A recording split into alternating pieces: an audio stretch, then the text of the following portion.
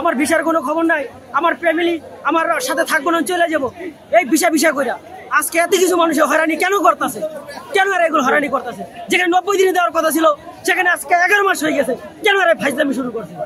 ফাইজলামি একটা সমাধান চাই আমরা, 7 দিনের ভিতরে সমাধান দিতে হবে। আজকে 1 বছর যাবত আমি পাসপোর্ট দিয়ে আমার ভিসা জমা করেছি এম্বাসিতে, জমা রেখেছে। গত সেপ্টেম্বরের 11 তারিখে আমি আমার নরস্থ জমা করছি।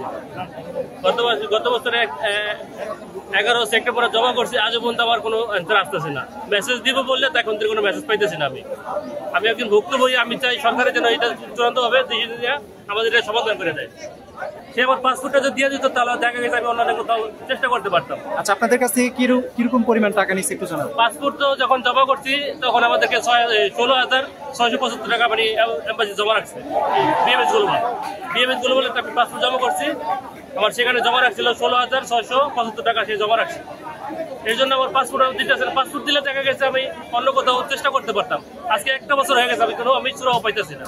তাই এই সরকারের কাছে জোরালোভাবে আবেদন, যাতে সে আমাদের সকলকে এই পাসপোর্টের যেন ভিসা সহ আমরা পাসপোর্ট চাই। আপনারা কি এক পরিবার থেকে আবেদন করছেন?